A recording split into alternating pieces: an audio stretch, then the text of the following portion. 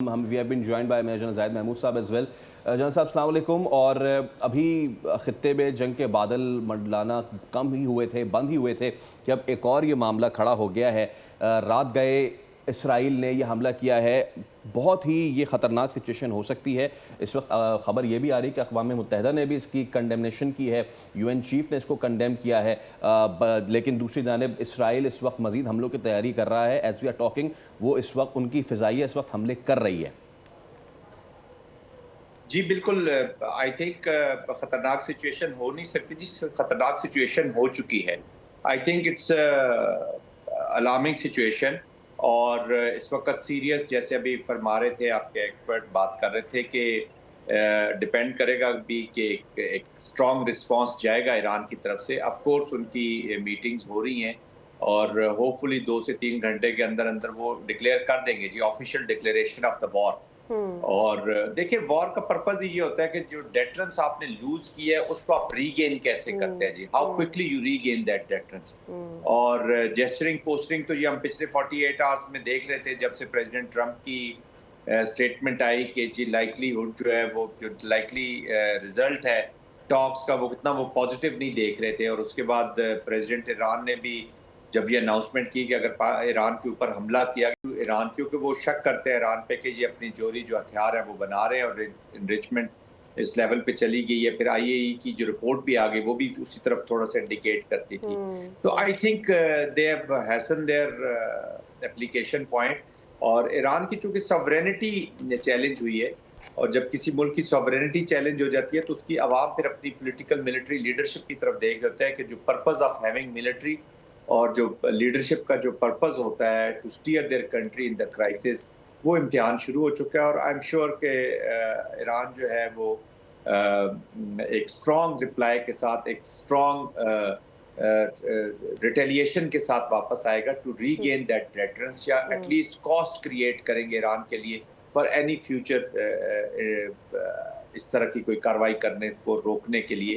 ایران بڑا اسٹرانگلی آئے گا جی اس کے. ہم نے رشیا اور یوکرین والی صورتحال میں یوکرین کا جو حال ہوا وہ ہم نے دیکھا, اور اس کے بعد اب جب یہ سچویشن آتی ہے, اور اس سے پہلے ہم نے تمام تر جو ڈیل کی بات ہو رہی تھی بٹوین ایران سے اباؤٹ دیر یورینیم انریچمنٹ, اس کے اوپر ہم یہ بار بار بات سن رہے تھے ایران کی جانب سے کہ جی ہم اپنی مرضی سے چاہتے ہیں, ہم نہیں چاہتے کہ اس کے اوپر کسی بھی اور ملک کی, چاہے وہ یو ایس اے ہو, کوئی نگرانی ہو. میرے خیال میں ان کا میسج خود ہی کلیئر ہو گیا ہے کہ کیوں ان کو یہ چاہیے تھا, ان کے لیے اسرائیل کتنا بڑا خطرہ ہے. اور آپ کو کیا لگتا ہے, لیٹس سے اگر اس طرح کی کوئی ڈیل ہو بھی جاتی, وہ ایران کے اپنے لیے کتنا بڑا خطرہ ہو جاتا؟ دیکھیے ایران تو جو کلیم کر رہا تھا, جس پہ وہ ڈیل کرنا چاہ رہے تھے, وہ تو کلیم کرتا ہے جی اس کا پیسفل یوز. وہ کبھی بھی اس کی انریچمنٹ اس لیولز پہ نہیں چاہتے جہاں پہ وہ جو ڈکلیئرڈ ان کی پالیسی ہے. اب یہ تو چونکہ I don't have the information کہ وہ کہاں تک, لیکن شک یہ کیا جا رہا تھا ان کے اوپر کہ یہ انریچمنٹ کچھ لیولز پہ یہ چلے گئے ہیں جہاں پہ they are in a position to convert it into the nuclear آرسنلز.